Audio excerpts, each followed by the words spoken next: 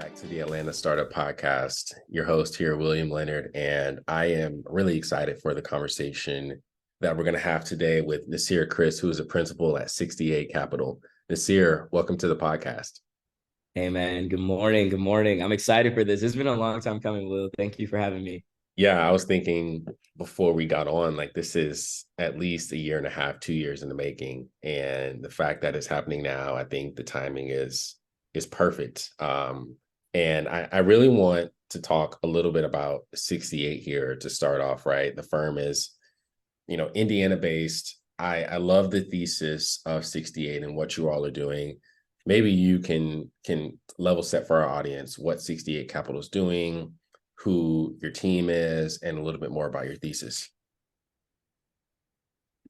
For sure. So we aim to be one of the best performing funds, first checks into underrepresented founders. And so I think that thesis has kind of evolved a little bit over the last couple of years. It originally started as, hey, we invest in Black and Brown, LGBTQ plus, women founding teams.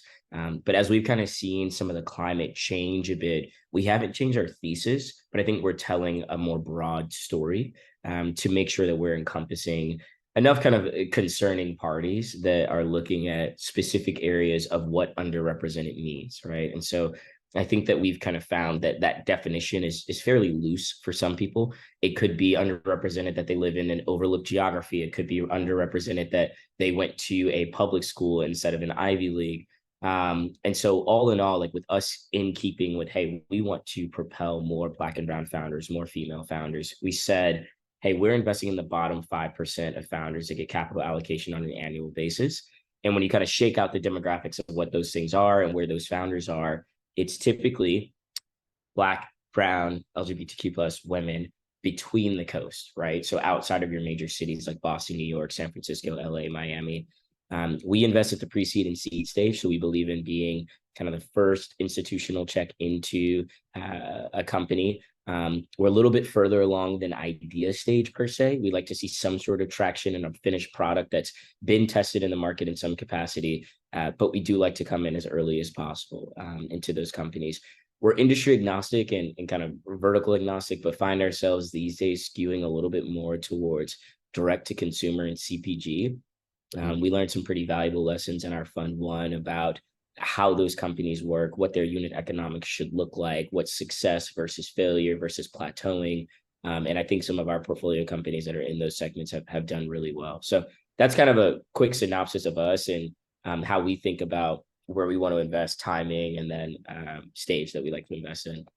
Yeah, I'm glad you defined, how you all invest at the pre-seed and seed stage. I think it's sort of a black box these days in terms of what pre-seed is and what seed is. And I think it is really based off of where your fund is geographically, because a seed in the Bay is definitely different from a seed in Kansas City or Indiana or even Atlanta. So totally understand that. And one of the things that I admire about 68 as a firm is how you all operate at such a high level with a very, very lean team.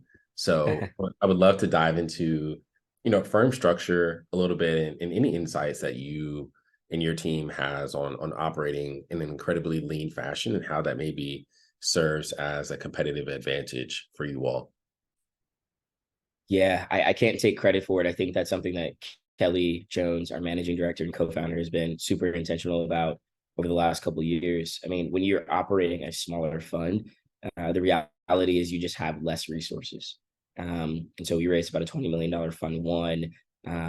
Some people might kind of use that all in people or personnel resources. We've chosen to use it in our infrastructure resources. So the things that support us to be kind of the best versions of ourselves and then be able to connect our founders to the best resources. And so I think some of the advantages of it are, hey, we operate a two-person team, essentially. It's Kelly and myself that are on the investment team. And then our back office is run by Julie Whitehead, who's our CFO. She manages the back office of both Alice Ventures, which is our sister fund of sorts, if you want to call it that, and 68 Capital. So she helps us with everything from capital calls to financing transactions to kind of doing our end of year audits and compiling financial information from our portfolio company. She's incredible. I don't know what we would do without her because she's just phenomenal, and it's been a huge help. But I think having that type of structure allows us to do something that I think is a differentiator in investing, which is move quickly and decisively. Like we don't have time to kind of bicker back and forth or have a bunch of hands in the pot. When we decide we like something, we go really fast. And that is kind of an advantage and I think strategic alignment for us, because when we find a company that we like, we can move from first conversation to close, on average, somewhere between 30 to 45 days. So we're not leaving founders kind of stringing along or asking tons of questions. I mean, we have a pretty comprehensive due diligence process that we say, hey, these are all the things that we're looking for. And now that we've figured out the way that we evaluate things, we move quickly. So that's kind of the first piece of it. I think where, I don't want to talk about all the things that are incredible about it, but some of the limitations are you have two people that are constantly working, right? Yep. And I do think that we have kind of stretched beyond our britches, if you want to call it that. And as we think about now going into fund two and executing on fund two, which is a reality today, we are thinking about, okay, like what does that team expansion look like? Where are we strongest? Where are we weakest? And where can we sort of add value in around those things? Kelly and I both collectively sit on a couple different boards of our portfolio companies as well. And so we're having to really think through what does that look like, because we've serviced our portfolio companies in a lot of different ways. And so just wanting to continue to be a value add, wanting to continue to be strategic, and then wanting to continue to be very fast and decisive and making sure that we can invest in the companies we like. Yeah, I agree with that 100%. And one thing that you mentioned, I think Julie, she's kind of your CFO, back office, secret weapon. And we have something similar like that at Valor. John-Luc Van Holst, he's, our back office, doing all the dirty work, all the auditing, those types of things. And I think that really helps the firm scale, especially when that function is in-house internally.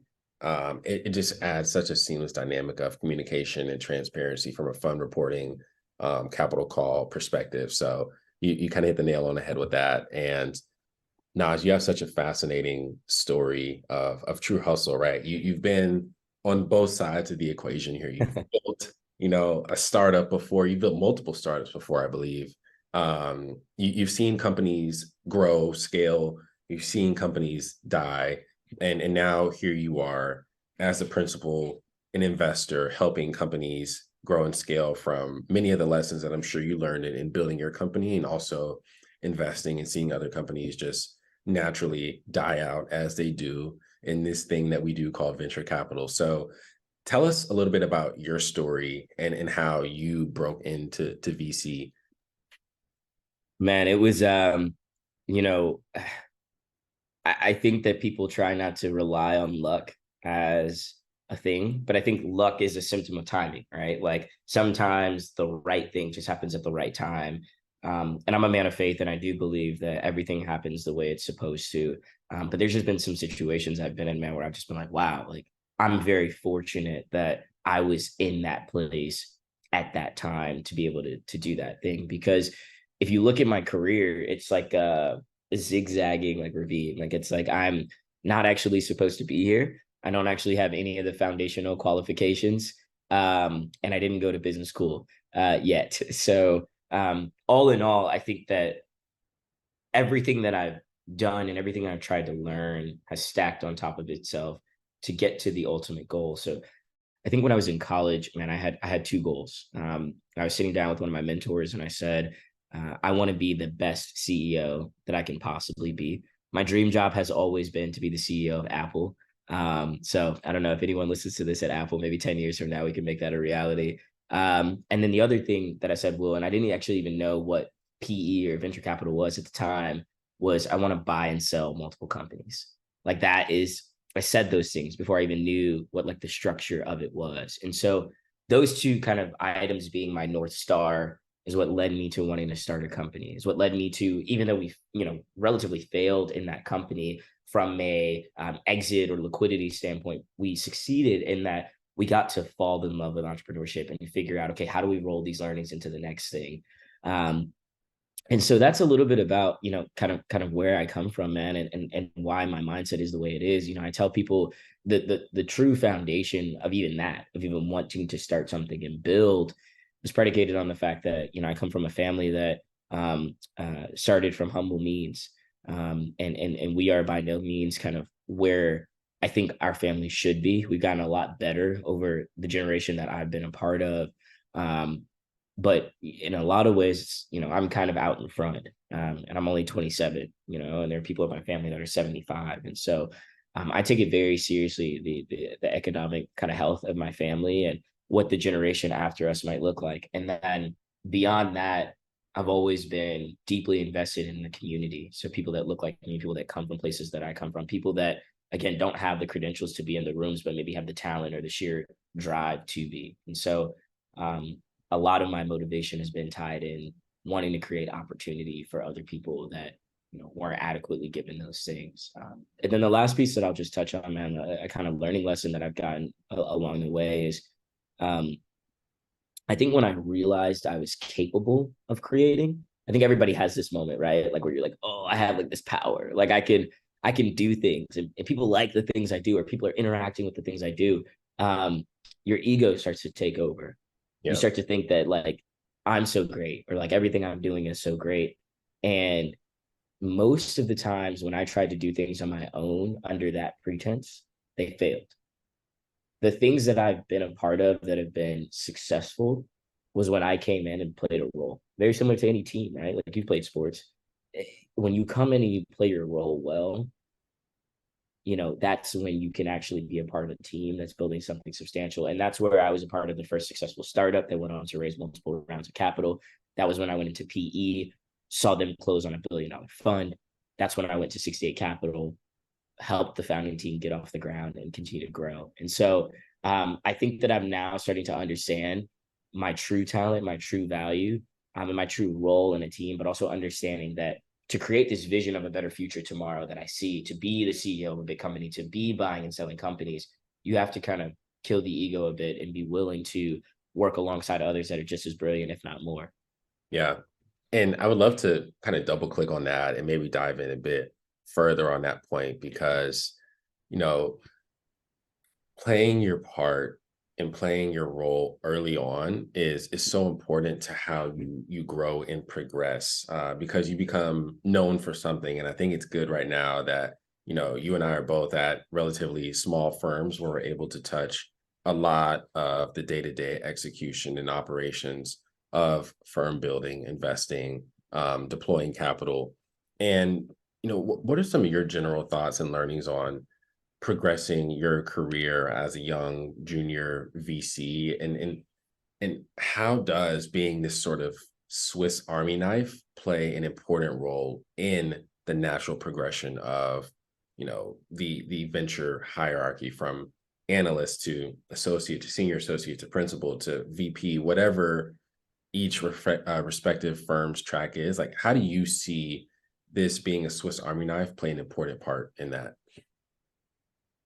VC in particular, or maybe even like PE or investment banking, finance in general, I think is like an apprentice game, right? Like you can go to school, you can get the qualifications, but at the end of the day, you have to demonstrate that you can do the work. And the work is very hard and it's very arduous and it takes a long time. And there's different components. There's finance, there's business development, there's operational efficiency, there's some legalities of it. And so you have to demonstrate in this industry that not only are you capable of doing the work and doing it well, that you're capable of doing it over a long period of time. And I think that translates to really any industry, but specifically in VC.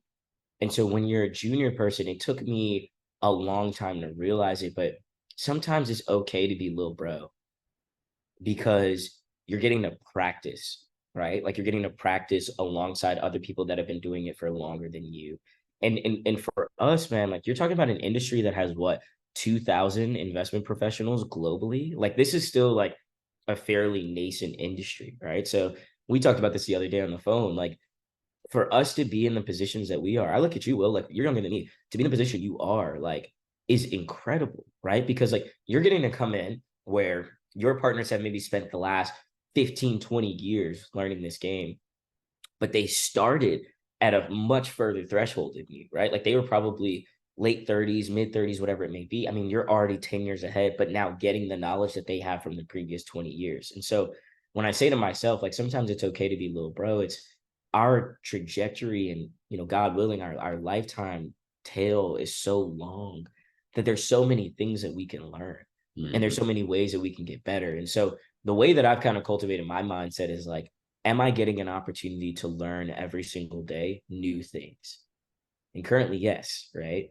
But that doesn't mean that I'm so short-sighted that I'm not thinking about, okay, how do I roll these learnings into the next thing, right? And so I've been able to now figure out what I'm good at, what I'm not good at, what I like to add value in, what I don't like to add value in, how I can help portfolio companies operate. And I think that as I kind of strategically plan for whatever's next, it's I want to do this, but on a larger scale, right? Like so I think that it's a reframing of the mindset, right? Like no one comes in and is just automatically partner. We see the news headlines every day, but unless you were like a wanderlust kid that at 21 sold the company for $1 billion, like people are still going to say, hey, you have to prove that you understand this work and that you can do it well. And that's just the phase that we're in. And so I used to kind of be stumped by it because I felt like, I'm not growing as fast as I want to, but I had to change my mindset. Sometimes growth is lateral versus just vertical, right?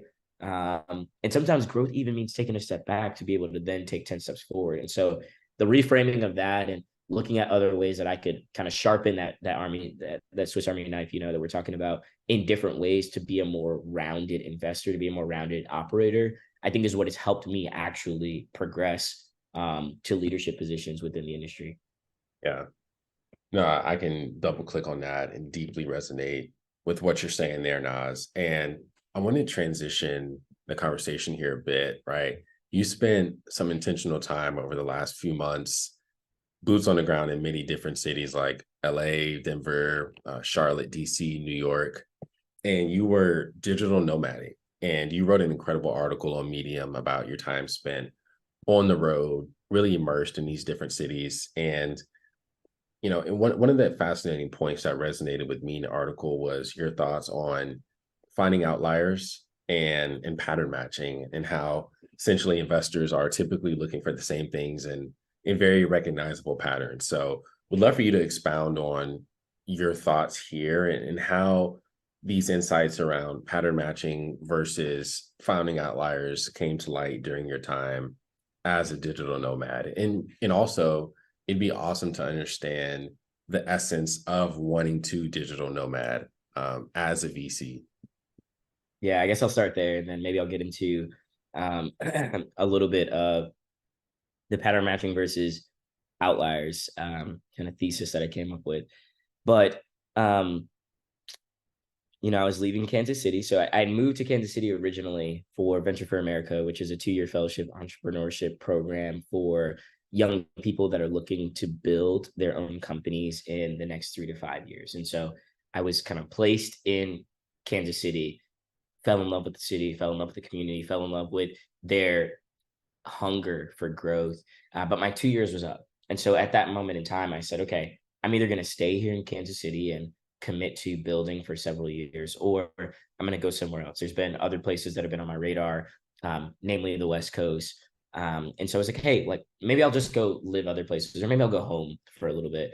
At that time, I had some mentors that I was kind of bouncing ideas off of, which I frequently do.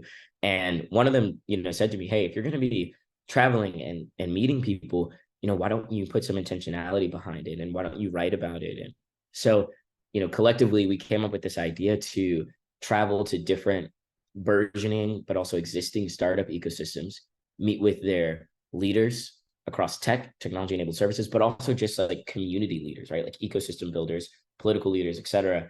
And just learn about the things that they were doing that allowed their ecosystems to thrive, and why maybe one seemed more successful than the other, and what were the kind of measurements of success and things like that.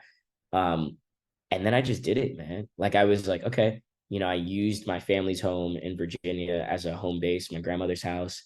But every like 2 weeks I was on the road, and I would just spend time in these places. And the one thing overall that I started to learn is that no matter the geography or the kind of backdrop, we're all much more similar than I think we choose to believe we are, right? Like I think that you're in the Southeast and I'm in the Midwest, and there's some people in the Northeast and there's some people in the West Coast. And while yes, the maybe cultures or customs are slightly different, or the way that we do things, or the way that we define rounds, or the way that we invest, or strategies are different, like everyone is namely looking for access and education to be able to get kind of access. They're looking for capital resources to then drive the things that they're kind of thinking about and building. And then they're looking for connectivity. You need a network of people that are going to help you get connected to partners, to customers, to strategic stakeholders, to actually help you build your idea into reality. And so that was what I started to find.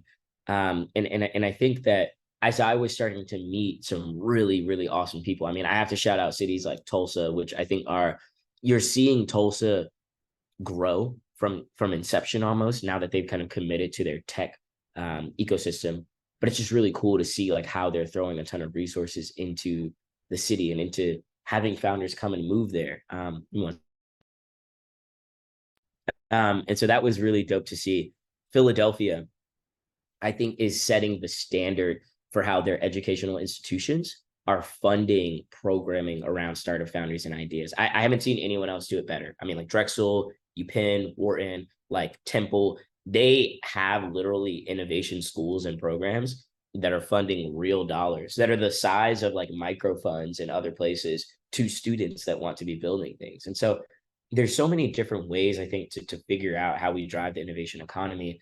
And what I realized the people that were hyper successful or doing is they're not necessarily pattern matching. Pattern matching is a thing that we as investors do to try and minimize risk, right? Because at the end of the day, our job is to mitigate that risk.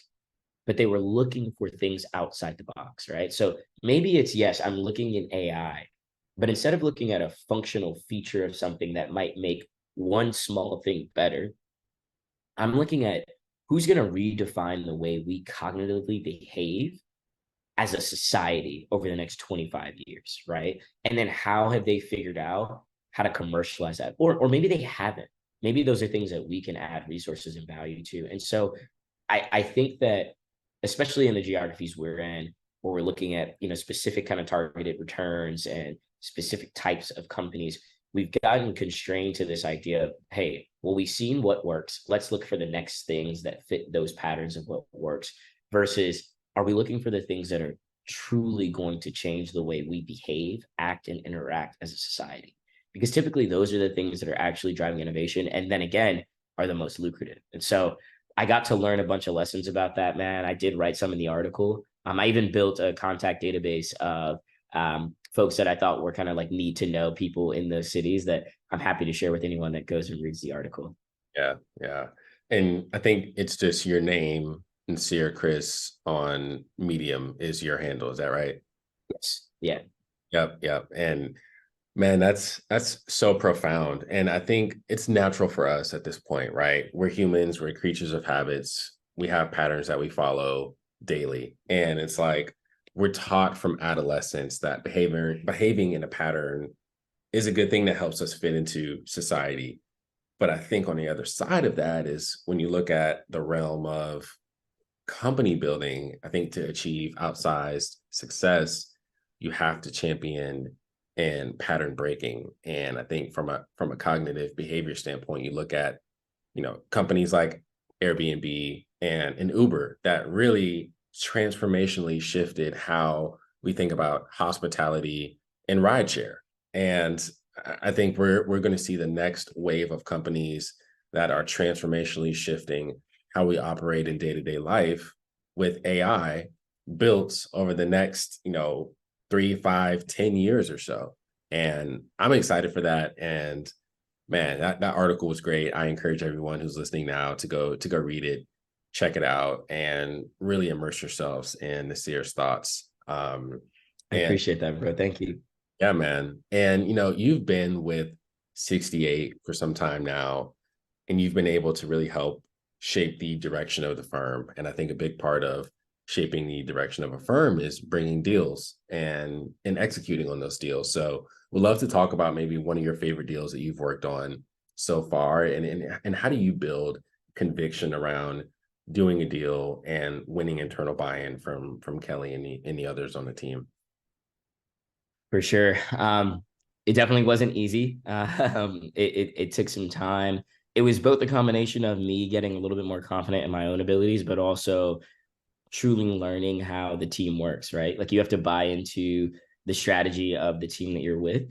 And then again, to kind of reference an earlier point, you have to kind of play your role. And I think doing that really well has carved out a lane for me where I've been able to earn trust with the team, Kelly, and then the rest of our kind of investment advisory board and committee. And then also with our founders. I don't like to pick favorites because I think that all of our portfolio companies are great and doing things in phenomenal ways. But I can talk about one of our companies that's growing the fastest, I would say, and that is Prediction Strike. So we talked about this deal before, Will. I'm still trying to figure out how I can get you in on it. But it is the world's first fantasy sports stock market. So think sports betting, except different. It's a game of skill where you can trade virtual shares of your favorite athletes. So I am a huge fan of LeBron James. I can look at LeBron James's performance on the court. I can look at some things that he does off the court, whether that be, things that come up in the media or news or whatever, and it affects his stock value on the platform. I can then invest in him. And similar to the stock market, I will get marginal gains over time as he either performs above or below what the market is predicting he's going to do. The market being sports analysts, sports reporters, teams, ESPN, kind of major conglomerates that are saying, oh, we think LeBron is going to average XYZ or play this many games or do XYZ. They've been a huge hit in the market. They have several 100,000 followers, or excuse me, users. They have a pretty good following as well, but they have several 100,000 users. They've been able to transact over 60 million in transactions. The company's only been around a few years. And so they're seeing incredible kind of spikes in growth right now. And actually recently closed on their Series A. They raised a $10 million Series A. And their valuation is just incredible, like almost tripled their valuation since we have invested. And so to see them do so well in this kind of nascent market reminds me of a couple different things. And I think is how I build conviction. And I also just want to shout out Bahija Crumbly, who's at Collab Capital, which is, I think, in your neck of the woods, because she actually introduced me to the founding team. So shout out B. But they're doing the things that we talked about. So they were building in an industry that is well known. Sports has been around. I mean, we saw in COVID-19, sports literally didn't stop. People will throw their last dollars into watching sports games because it gives them some sort of confidence or excitement or happiness or peace.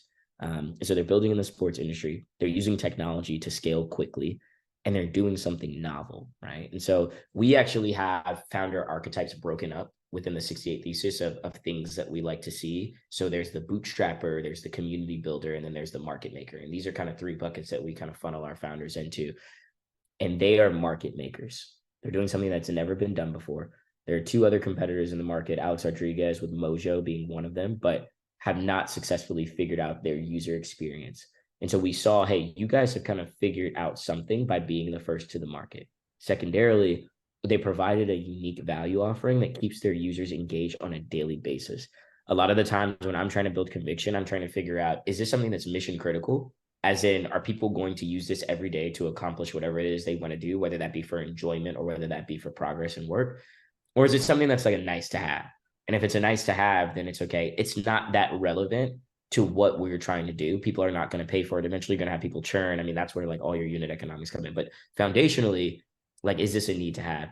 And they figured out a way to be extremely sticky. They built an exceptional community around their users that is allowing them to engage on a daily basis. I'm trying to figure out how much to say without giving away too much secret sauce, but they built this exceptional community where they're fully engaged. They have their own team members that are engaged with the users on a daily basis.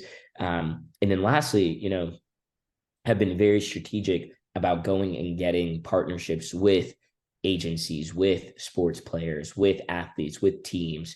And all those things combined, you throw in Devin and Brad, who I think are just absolutely brilliant, right? Like Devin is Harvard grad, Harvard JD grad as well. Brad is just phenomenal. Worked in investment banking before he went into technology. I mean, they're super capable, and they're super determined. And the last piece I'll just kind of say on this about conviction is, the obvious things are you have to be smart and you have to be capable and you have to have a good idea. But you also have to be determined. And I actually saw a clip the other day about Sam Altman, where he talked about, founders don't estimate the frequency and propensity of bad things that happen when you're building a company, and the ability to push through those bad things on a regular basis and then not give up is actually what separates the good from the great. And I saw that in the founding team with Prediction Strike after spending just a short amount of time with them. And so that's how we kind of evaluated the deal. And it's incredible to see that they have actually done really well under one of our top performing portfolio companies. And it's kind of similar to how we evaluate other deals as well. Nice. Yeah, that is a really fascinating company. And you're right, they're operating in such a market that didn't die throughout COVID. I think sports was one of the only markets that thrived during COVID. And you look at where it is now from a segment, Prize Picks, FanDuel, all these markets are just on fire right now. Companies are growing tremendously. Shout out to Prize Picks. They're an Atlanta-based company as well. So I love how you think about backing founders, building visionary companies that are pushing the boundaries of what's possible today. And I think that's so important as an investor from a general perspective, but also from a pre-seed and seed stage perspective, where you're basically working with ideas that have very early functionality, and there's not a lot of proof points there. And you have to be so convicted in that this team is going to take this little egg, grow it, and eventually hatch and scale. And so that's the thing that I just love about early stage venture capital, Nas. And man, this has been an incredible conversation. We could talk all day about, your insights and 68 and how you see the world from your lens. But I think this is a great place to wrap, Nas. Appreciate you for joining me today, man. Yeah, thank you so much. I'm excited to hear it. Take care, Nas.